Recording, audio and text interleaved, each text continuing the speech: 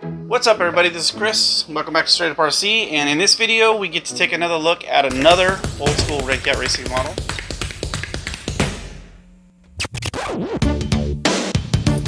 My buddy Ryan sent me some old school Redcat Racing Tremors, if you remember what those are. Some people may not know what they are, but they're like 16th scale 4x4 monster truck. Probably on the market about 7-8 years ago for a little while, but picked up two of them and some other models, and he couldn't get the Tremors to link up for some reason. He couldn't get them to link to their remotes, even though they're in fully functional condition, or at least that's the way they look.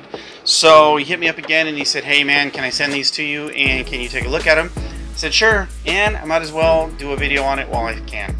So went ahead and took a look at them, found out that they do work completely just fine. They're fully functioning. They're old, but they work. The only problem with them is that they have really old school connectors on them. And what I mean by that is one of the Tremors has a 2-plug JST battery connector. And the other Tremor has the old school like black square box, it's like MXT. I don't remember the exact name of it or whatever, but they have really weird plugs on them, so those need to be changed. That way they're a little bit more modern and they're a little bit more functional. That way you can plug, you know, your everyday normal 18th or 16th scale batteries in today, which basically means we're going to put Deans on them. So, but they're really cool models. You can't tell, they have like little flame tread patterns. They're really cool. I like that. Just a hair bigger than the Volcano 18. They almost have the exact same structure as the Volcano 18. Center brace, diff covers, motor mounted in the back. You know, your standard 4x4 RC car, shock towers, bumper. You know, they're really cool for what they were. But they're really old too, because if you can't tell, it's got like a threaded center drive shaft. Like the whole shaft is literally threads up and down. It's like somebody took a giant threaded rod and stuck it in the diffs front to rear and then mounted some gears to it and just ran with it. They're pretty cool, you know, they're functional, but we're going to take this off real simple, real easy. We're going to put a Deans connector on it. They came with an old school 3-in-1 ESC. You know, you could modernize these. You could upgrade the servos on these. You can get a separate receiver system. You can get a separate standalone ESC. They're not bad models. They're discontinued now, so it's pretty rare to even see these. It's rarer to even get them in a modern day battery connection setup. So that's what we're going to do in this video. So first thing first, we're going to make sure it works.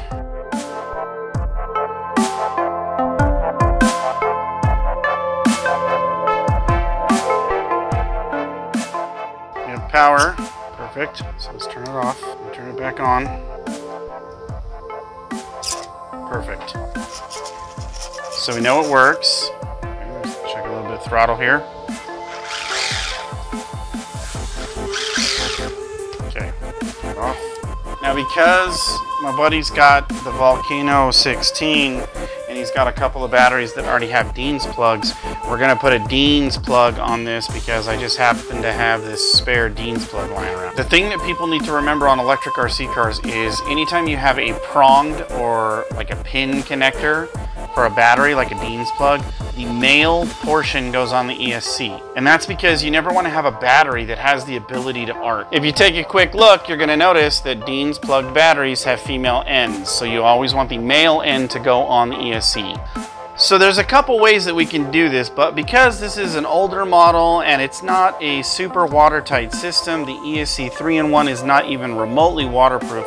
We don't have to go to extreme measures like using heat wrap and soldering the wires together, and we probably don't need to use fancy crimp wire, heat shrink, water sealant little connectors either. We could just simply cut the wires and solder a new Deans plug onto it, but again, we don't have to get that crazy because then we'd have to probably protect the solder points. So in this case, we're simply going to cut the wires, fray them, and put them in these simple crimp connectors because the system's not already watertight as it is, so this will make the process extremely easy and it'll still work just the same.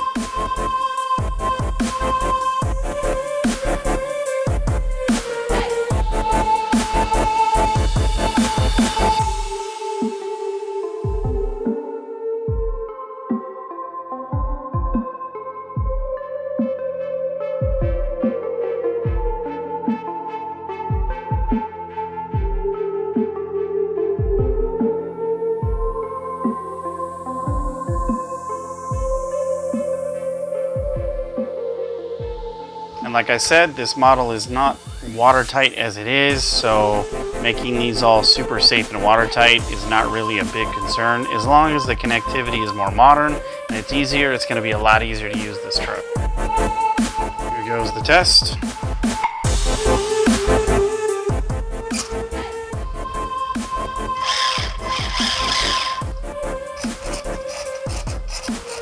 So, we have successfully added a Dean's plug to this Tremor. Very simple, pretty easy, nice and quick, nothing crazy because the truck doesn't need it. It's a simple, basic little installation. So that was the basic process of switching out the battery plug on a standard 3-in-1 ESC. Again, these are older ESCs, but we wanted to make the plug a little bit more modern. If you have any questions, leave a comment down below and I'll try and answer that as best I can. If you haven't done so already, feel free to hit the subscribe button down below, and if you like the video, feel free to hit the like button. And as always, I will see you guys on the next one.